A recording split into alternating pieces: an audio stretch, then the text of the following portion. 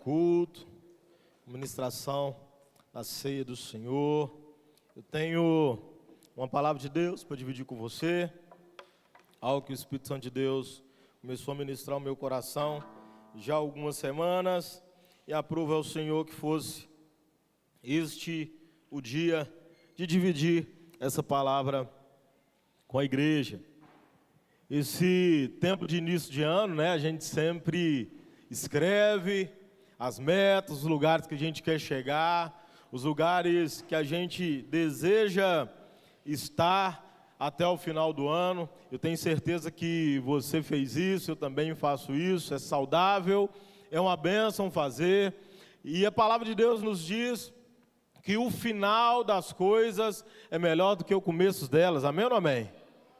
Então, se você deseja ter um final extraordinário nesse ano, comece o ano já num nível elevado, amém ou não amém?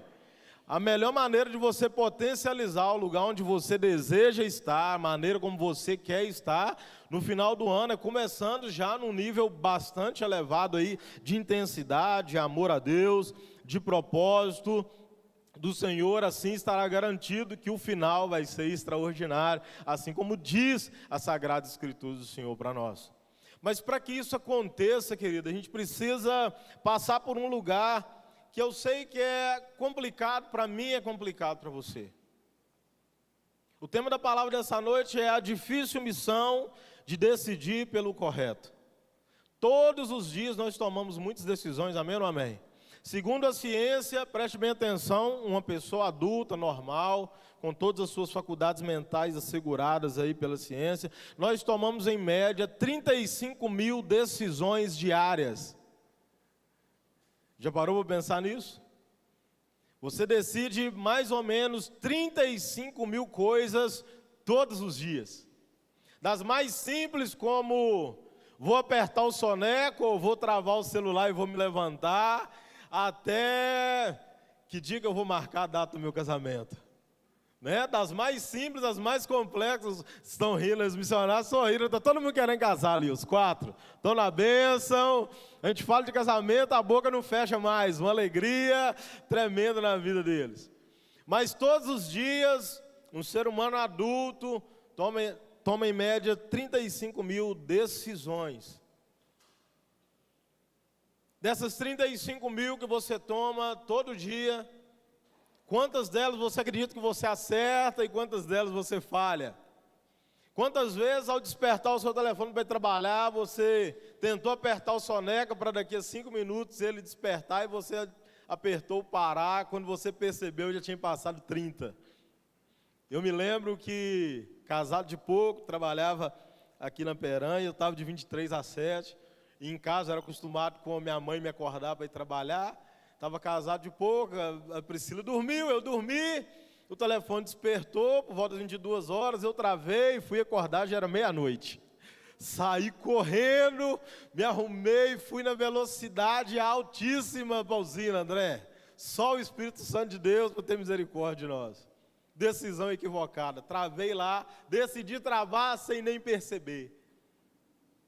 Quantas vezes já aconteceu com você?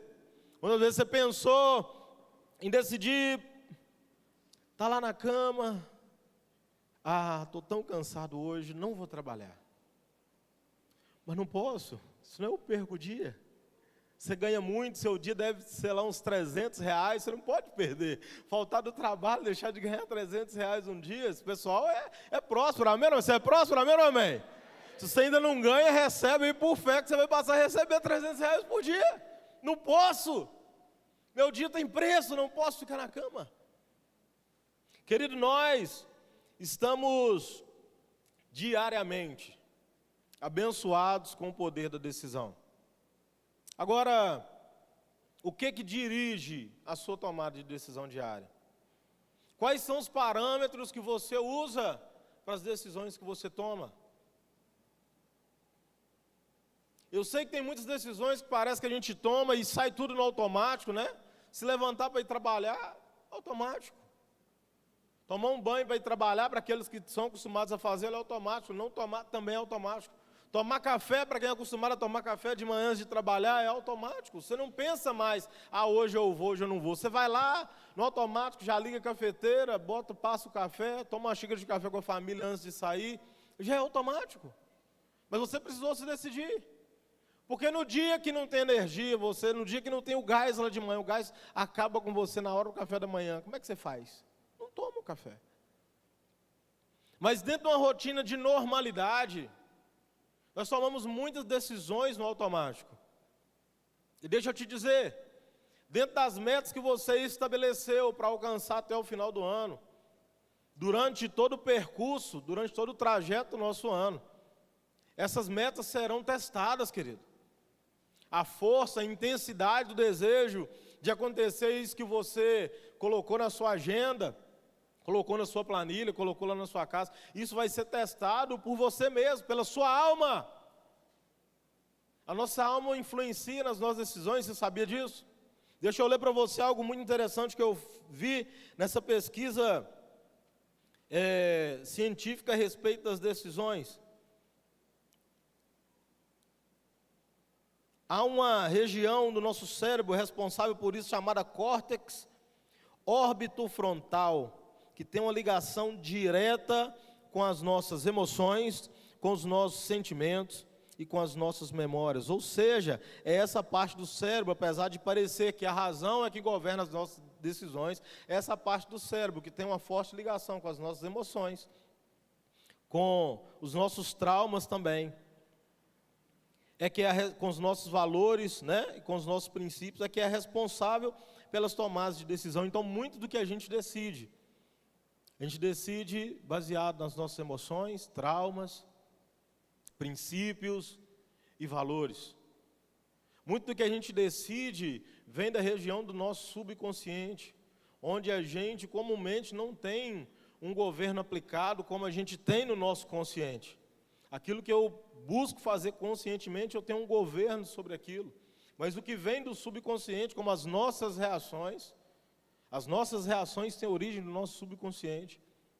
Assim também algumas decisões que nós tomamos, elas podem ser influenciadas por essa região. E eu e você precisamos estar atentos a isso, para que a gente não decida de maneira equivocada, ou de maneira errada, por causa das nossas emoções. Por causa das nossas histórias, das nossas experiências do passado, seja elas mais distantes ou mais recentes, mas que a gente paute toda a intensidade, o desejo que nós temos de decidir pelo melhor, está de acordo com os princípios e valores da palavra de Deus em primeiro lugar. Amém ou não amém? Eu sei que é difícil fazer isso, eu não sou um vendedor de sonhos e nem de facilidade para você nessa noite, mas há possibilidade. O apóstolo Paulo nos confronta até a nossa mentalidade transformada, passar pelo processo da metanoia, que é uma mudança de mente. Uma mente transformada vai gerar reações diferentes, mais parecidas com a de Cristo. A metanoia que Paulo fala, ela nos conduz até a mente de Cristo operando na nossa mente. Então ela vai nos levar a ser muito mais assertivos, vai nos levar e nos conduzir a ter como base a palavra de Deus, os princípios divinos, que nós já carregamos em nós. Que nós já carregamos no nosso dia a dia, de tudo aquilo que nós já aprendemos, ouvimos, lemos. E não vai permitir que as nossas emoções tomem esse lugar de frente para nos influenciar a decidir de maneira equivocada, a decidir de maneira errada. Eu sei que muito do que você estabeleceu como meta para atingir durante esse ano vai te desafiar a sair de uma zona de conforto, vai te desafiar a sair de um lugar de estática, para que você consiga chegar até onde o Senhor Deus tem para você. Você consultou ao Senhor para estabelecer as suas metas para esse ano? Ou foi só daquilo que estava na sua mente e no seu coração? Você acredita que há da parte de Deus uma expectativa de alguns ajustes, de algumas mudanças que precisam acontecer em nós ainda nesse ano? Amém ou não? Há uma expectativa de Deus e você o buscou para saber aonde Ele quer que você chegue desse tempo? Você perguntou para Ele que expectativas Ele tem ao seu respeito durante todo esse ano, para que você possa trabalhar para suprir e cumprir a expectativa e o propósito de Deus sobre a sua vida. Ainda dá tempo, a gente está na primeira semana. Consulte ao Senhor, se você não fez, saia daqui. Fala: Deus, está aqui a minha agenda, mas eu quero submeter, estão aqui as minhas metas, mas eu quero submetê-la ao Senhor. Aquilo que não estiver de acordo com a tua vontade, o Espírito Santo de Deus pode tirar. E o que estiver faltando da parte do Senhor, me dê para que eu complete aqui e consiga chegar no final deste ano, cumprindo aquilo que o Senhor gerou de expectativa no céu a meu respeito. O Senhor tem um lugar para nós, amém ou não? Eu não falo de um lugar físico, mas um lugar nas regiões celestiais, para que eu e você alcancemos. O apóstolo Paulo fala sobre uma crescente diante de Deus, até uma estatura de varão perfeito. Fala de uma corrida até o céu, que não é uma corrida para ver quem chega primeiro, mas para ver quem consegue chegar, amém ou não amém? É uma maratona para que eu e você entendamos que vitorioso é quem chega e não quem chega primeiro. Até porque eu sei que você nem está com muita pressa para chegar lá, amém ou não? Se tiver com pressa, vou orar: Jesus, dá um infarto fulminante nele agora, que aí você chega primeiro que eu lá. Então não é uma corrida para ver quem chega primeiro, mas sim para que todos cheguem, amém? E quanto mais pessoas você conseguir tocar durante a sua caminhada, quanto mais pessoas você conseguir influenciar para essa maratona, é melhor. Eu não quero chegar no céu sozinho, querido, eu não quero estar na eternidade com pouca gente, não, eu quero estar com todos vocês e com quantos mais o Senhor me permitir falar das boas novas. Eu acredito que esse também é um desejo do seu coração. Levar a todos aqueles que o Senhor tem te concedido caminhar junto, viver algum tipo de experiência, mesmo que seja um trajeto simples no ônibus. Mas se o Senhor está permitindo que você esteja do lado dessa pessoa, porque Ele quer que você fale do amor dEle para ela, para que ela entre contigo nessa maratona, e para que juntos nós alcancemos este lugar em Cristo Jesus, aleluia. Bendito seja o nome do Senhor. Partindo então desse conceito sobre decisões aí que a gente precisa tomar, eu quero falar com você nessa noite sobre 3 bases que vão nortear essa tomada de decisão, ou tem norteado essa tomada de decisão na vida da humanidade nesse tempo. A primeira delas é o preço. Eu brinquei aqui com respeito ao seu salário diário, mas muitas das decisões que a gente toma está pautada nisso, no preço, o valor monetário. Por que você não comprou um Camaro zero ainda, Arthur? Porque eu não tenho dinheiro. Por que eu ainda não comprei uma mansão aí num lugar extraordinário? Porque eu não tenho dinheiro. Então a decisão de não estar lá ainda por causa disso. Amém ou não? Muitas das nossas decisões vão ser pautadas pelo valor monetário que nós ainda não conseguimos ter, mas que o Senhor pode nos dar, amém ou não amém? Você crê nisso? Nós temos semeado na presença de Deus com a expectativa de colheita farta e abundante para que a gente possa fazê-lo. O segundo ponto é sobre os valores. O que eu estou falando de valor? Valores são características que nós carregamos e que vão determinar a maneira como nós nos comportamos e interagimos com outras pessoas e ambientes. Muitos dos valores que eu e você temos hoje, carregamos hoje, a gente recebeu lá na nossa infância. Lá quando a gente era bem pequeno. Os nossos pais nos ensinando como nos comportar à mesa. Quando nos é oferecido algo, como é que a gente deve portar? Primeiro a gente rejeita 2 vezes, se a pessoa insistir, você pega na terceira, mas pega um só. Mas alguém foi ensinado nesse processo, amém ou não? Semana passada o João foi elogiado por alguém da Rede Kids ali. Nossa, tão bonitinho, as crianças comendo lá, todo mundo enfiando a mão no biscoito, o João pegou um de cada vez. Eu falei, glória a Deus, pelo menos na rua ele faz o que a gente ensina. Porque lá em casa ele enche a mão e põe no pote dele, põe na vasilha dele e leva. Mas aleluia, está aprendendo, tem uma semente plantada. Tem valores sendo depositados sobre ele, amém ou não amém? E são valores que eu recebi lá da minha família, que eu multiplico, que a Priscila recebeu da família dela, e que ela multiplique na vida dos nossos filhos, e de todos aqueles que o Senhor permite que a gente faça. Então esses valores vão nortear muitas das decisões que nós tomamos. Quando você decide ir trabalhar mesmo cansado, para não dar um atestado médico falso lá na empresa, é porque você tem um valor que foi depositado na sua vida, te ensinado, que você não deve mentir, que você não deve burlar, que você não deve enganar. São valores. quando você decide não mentir para alguém, são valores. Mesmo não cristão, você recebeu um valor te ensinando que mentir é errado, que trapacear é errado, que enganar as pessoas é errado, que pegar algo que não é seu é errado. São valores, e muitas decisões que nós tomamos, por mais que pareçam automáticas, elas são norteadas por esses valores. E o terceiro ponto são pelos princípios. E princípios são um conjunto de normas ou padrões de conduta a serem seguidos por uma pessoa. O nosso manual de fé, de prática de vida cristã é a palavra de Deus, amém ou não amém? Eu acho muito tremendo, e o que me ajudou a guardar isso foi no dia do meu batismo, porque no dia do meu batismo eu ouvi isso do meu pastor. Você confessa publicamente que a palavra de Deus é o seu manual de fé e prática diário da sua vida? Eu disse sim, você também disse sim.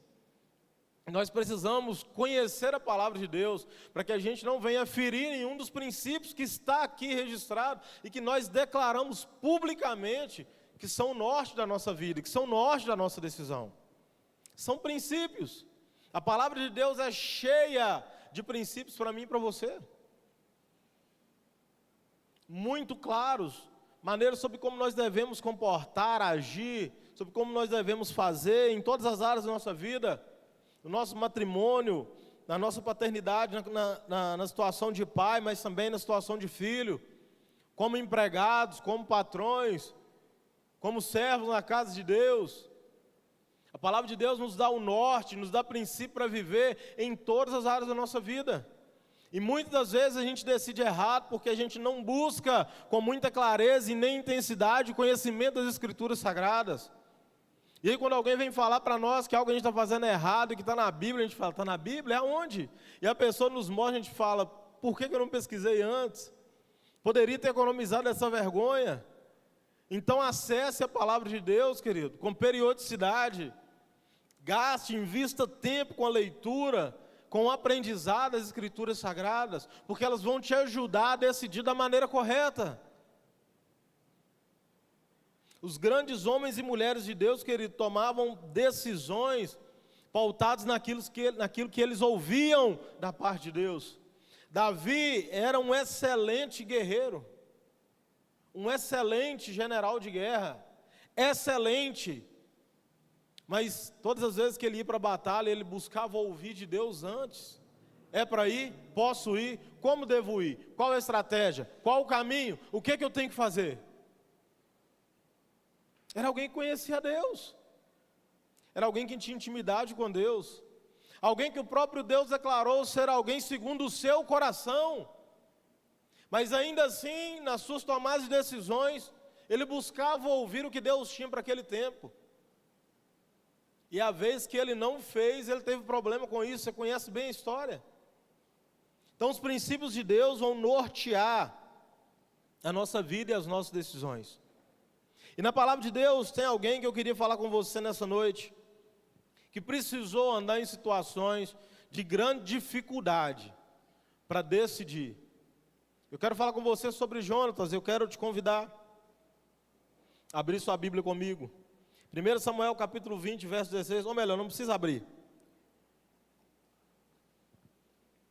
1 Samuel capítulo 20, verso 16, a gente vê Jonatas firmar uma aliança com Davi e toda a sua casa. Jonatas, você sabe muito bem, era filho de Saul. Saul foi o primeiro rei de Israel, estabelecido naquele lugar.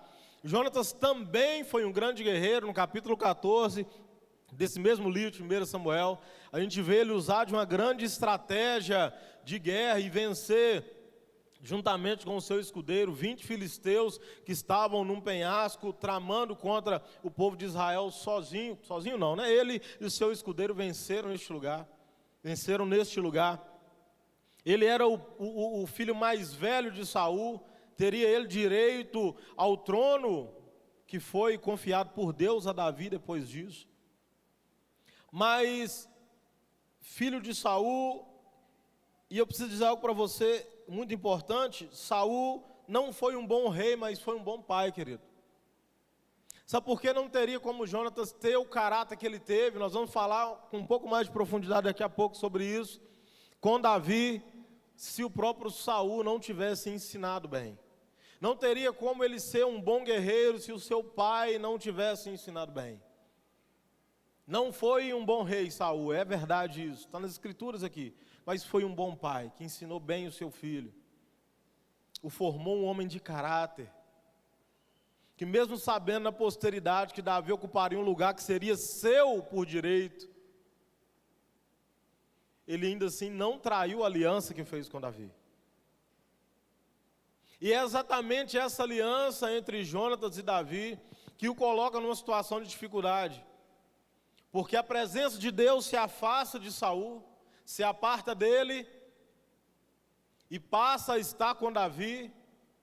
E Saul então começa a sentir ciúmes dos feitos de Davi, porque toda a comunidade de Israel amava Davi, fazia canções para ele sobre os seus triunfos de guerra. Saul então começa a ter ciúmes dele e começa a tramar a sua morte. E Davi se encontra com Jonatas, com quem ele tinha aliança, e fala: olha, seu pai quer me matar. Ele: mas por que meu pai pode querer te matar, Davi? E Davi explica para ele todo o capítulo 19 de 1 Samuel. É uma conversa entre os dois. E Davi explica para ele o que estava acontecendo, que ele tinha ficado sabendo, de como ele temia pela sua vida. Estava chegando o período de lua nova. Era um período que Davi sempre estava com Saul para comer pães, para se alimentar, para estar à mesa com ele. E ele ficou sabendo que nesse período Saul tramava matá-lo. E Jonatas então faz um acordo com Davi: se eu entender que meu pai, de fato, quer te matar, Davi, eu venho e te aviso a respeito das suas intenções. Pensa bem como Jonatas ficou numa situação de dificuldade, querido. Ele tinha o seu pai, a quem ele devia honra, amém ou amém? Nesse período, a lei já havia sido estabelecida por Deus e por Moisés no meio do povo de Israel. A honra já era muito mais do que algo transmitido, né, pela tradição oral. Já havia a lei, já havia manuscritos falando sobre isso, mas também havia ensinamentos a respeito das alianças que nós fazemos. E Jonatas ficou no meio de uma situação muito complicada, onde ele não poderia desonrar o seu pai, mas também não deveria quebrar a aliança com Davi, porque ele já sabia que Davi era alguém escolhido por Deus para ocupar o trono sobre Israel.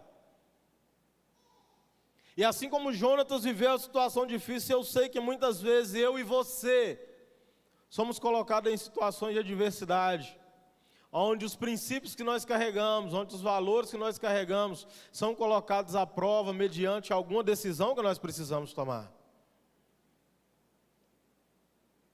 Muitas vezes no meio da nossa família, a gente é provado nisso.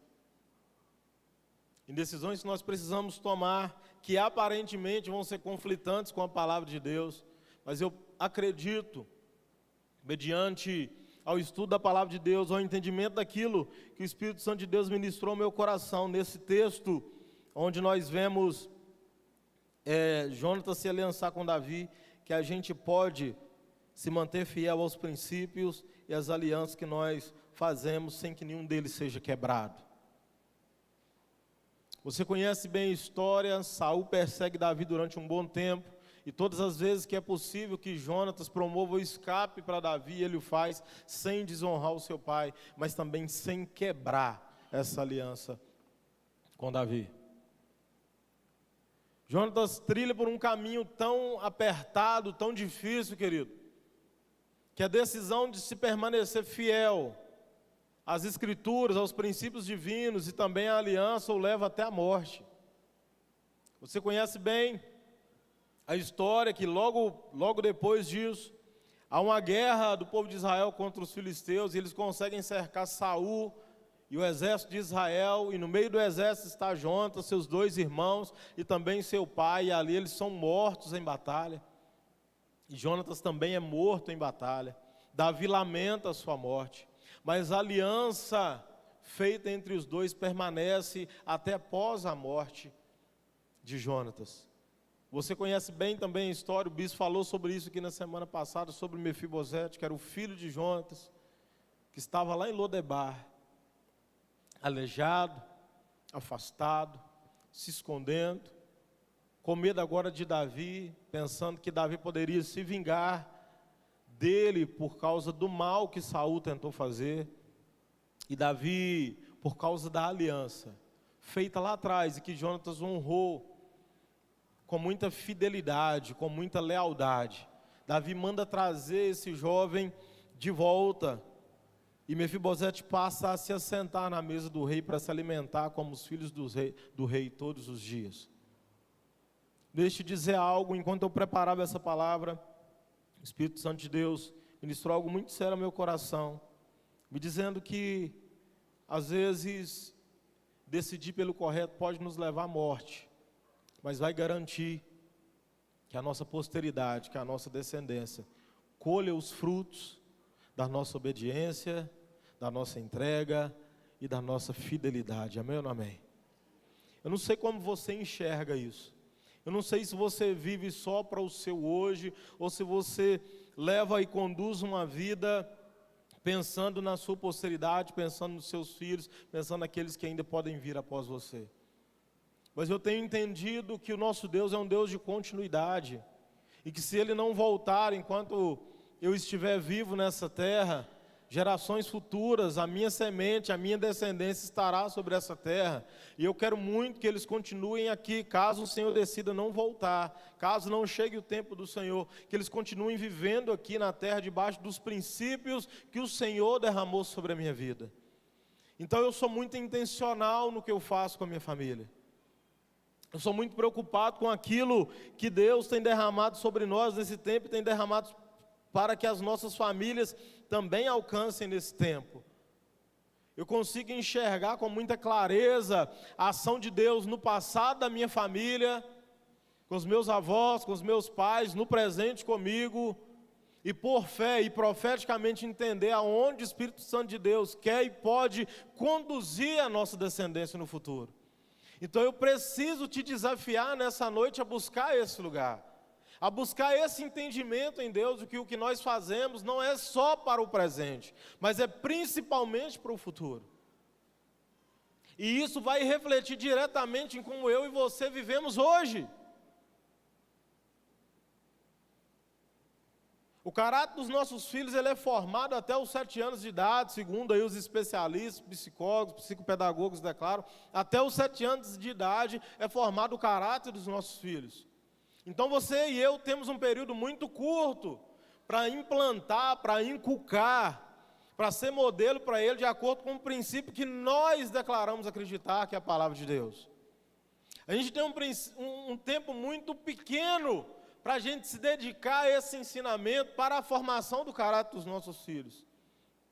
E às vezes a gente perde tempo em não observar o que as Escrituras Sagradas nos mandam ser e fazer na nossa rotina cotidiana. O que a palavra de Deus fala para mim, da maneira como eu tenho que me comportar como marido? Cuidar da minha esposa como parte mais frágil da relação. Você tem conhecimento disso, amém ou não amém? Cuidar dela como parte mais frágil da relação. Amá-la como Cristo amou a igreja a ponto de dar a vida por ela. A ser o modelo e o exemplo principal a ser seguido dentro do meu lar. Então, como homem, como sacerdote da minha casa, eu preciso ser o que mais lê a Bíblia, o que mais conhece as Escrituras, o que mais ora, o que erra menos, o que falha menos, o que ama mais, o que protege mais, o que provê mais, sim ou não? Estou falando alguma novidade para você não, né? Amém ou não amém, querido? Você está vivo aí? Está comigo? Esposa, mulher, o que Deus fala para você? Você precisa sujeitar o seu marido. Sobre as suas mãos o Senhor confiou o poder de edificar, de construir, de fazer crescer tudo que está lá na sua casa. Aí me deixa te falar algo muito sério nessa noite. Quando é para edificar, ou para construir, ou para fazer multiplicar tudo, é tudo. Sementes boas e ruins estão nas suas mãos todos os dias. Se você decidir, mulher, plantar, edificar, algo que seja bom, glória a Deus, a colheita vai ser farta e boa, de coisas boas. Mas se você plantar coisas ruins dentro do seu lar, mulher, eu sinto muito. Mas eu preciso te dizer que você vai fazer edificar coisas ruins também dentro da sua casa. A confiança, o poder que Deus entregou para você foi de fazer crescer, não foi de fazer crescer apenas coisas boas, mas de fazer crescer, e faz crescer tudo. A multiplicação da vida está no seu ventre. A multiplicação da paz no seu lar também está nas suas mãos. A multiplicação do amor também está com você. É você que edifica. Da paciência, da entrega, é com você. Como filhos, o que a palavra de Deus nos adverte? Se você quiser viver muito e quiser viver bem, precisa fazer o quê? Honrar pai e mãe. Não tem segredo. Não tem segredo. Mas tem um monte de gente morrendo novo aí, ó, porque não observa. Nós tínhamos um trabalho carcerário, quando ainda era masculino aqui, ó, cadeia de Timóteo. E o irmão Aguinaldo participou lá. Infelizmente, 70% dos homens, dos jovens que estavam lá presos, já ou haviam sido cristãos na infância, ou eram filhos de cristãos, ou seja, eram conhecedores das Escrituras Sagradas, da Palavra de Deus, e infelizmente não observaram a Palavra de Deus, e por causa disso, decidiram equivocadamente, foram parar num lugar triste como aquele. Aquilo que estava sendo levado para eles lá, que era a Palavra de Deus, não era novidade, para eles não era boas novas, o Evangelho de Jesus, porque eles já conheciam. Olha como uma vida não norteada pelos princípios da palavra de Deus pode nos levar a caminhos de morte. Querida, assim como Deus fez com o povo de Israel, lá em Deuteronômio está relatado isso, ó, esse coloca diante de vós dois caminhos, um caminho de vida e um caminho de morte. Escolha, pois, o caminho de vida todos os dias, pelas manhãs, ao renovar da misericórdia de Deus sobre nós. Dois caminhos são colocados diante de mim e de você. Um caminho de vida e um caminho de morte. Todos os dias nós precisamos decidir por qual desses caminhos a gente quer passar. E o Senhor ainda dá um alerta para mim e para você. Escolhe o caminho de vida. Vai ser melhor. E o Espírito Santo de Deus fala comigo e com você nessa noite. Toma uma decisão de caminhar pelo caminho de vida, querido. Decida hoje passar por ele, viver nele. Não se desviar dele. Entenda isso, querido, nessa noite. O Senhor tem caminho de vida para nós, amém ou não? E eu preciso te dizer algo muito sério. Você precisou decidir estar neste lugar hoje. O Espírito Santo de Deus pode ter te influenciado, te ajudado a decidir estar aqui. Porque o Espírito Santo de Deus quer fazer algo de diferente na minha e na sua vida hoje. O Espírito Santo de Deus deseja nos capacitar, para que a gente possa decidir mais corretamente. Amém ou não amém? O Espírito Santo de Deus tem vida abundante para mim e para você. O Espírito Santo de Deus tem vida extraordinária para mim e para você, para as nossas famílias. Mas nós precisamos ocupar este lugar que Ele preparou para nós. Ele preparou para nós. O caminho de vida é feito pelas mãos do Senhor, querido. Você precisa querer caminhar por Ele, passar por Ele. E eu não sei o que tem de prioridade na sua agenda para este ano. Eu não sei o que tem de prioridade para as suas metas deste ano. Mas eu quero te convidar nessa noite a fazer um reajuste de rota, caso seja necessário. O Senhor trouxe pessoas aqui nessa noite para decidir ajustar a sua rota para este ano de 2023. O Senhor trouxe pessoas aqui porque você precisa tomar decisões importantes neste dia. E antes que você as tomasse, o Espírito Santo de Deus precisava te alertar que o que vai nortear a sua decisão não são as suas emoções e nem os traumas que você viveu, mas é a palavra de Deus e a direção que Ele tem para as nossas vidas. Mesmo que seja difícil, como Jonas precisou passar por uma situação difícil, onde ele não poderia desonrar o seu pai nem quebrar aliança com Davi. Talvez você esteja em situações muito estreitas, muito apertadas. É o que o Espírito Santo de Deus fala ao meu coração nessa hora, que pessoas estão aqui em situações estreitas, apertadas, onde uma decisão errada pode bagunçar toda a vida. O Espírito Santo de Deus manda te dizer nessa noite que há uma decisão acertada para você tomar, baseado nas Escrituras Sagradas, baseado naquilo que Ele tem já ministrado ao teu coração. Dê uma ordem para a sua alma nessa noite. Dê uma ordem para a sua alma nessa noite que ela não vai influenciar nas suas decisões. Coloque a mão sobre a sua cabeça nessa hora, se você precisa, e faça como o salmista fez. Diga para o salmo, por que você está batido? Por que você está preocupada? Por que você tem tentado me influenciar para o que parece ser mais fácil, mas não é o melhor que Deus tem para mim?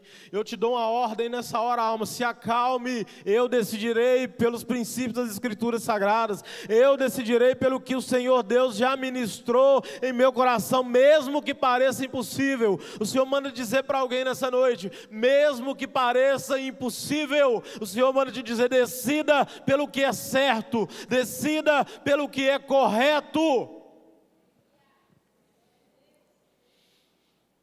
Fique de pé, eu quero orar com você. Nós ainda temos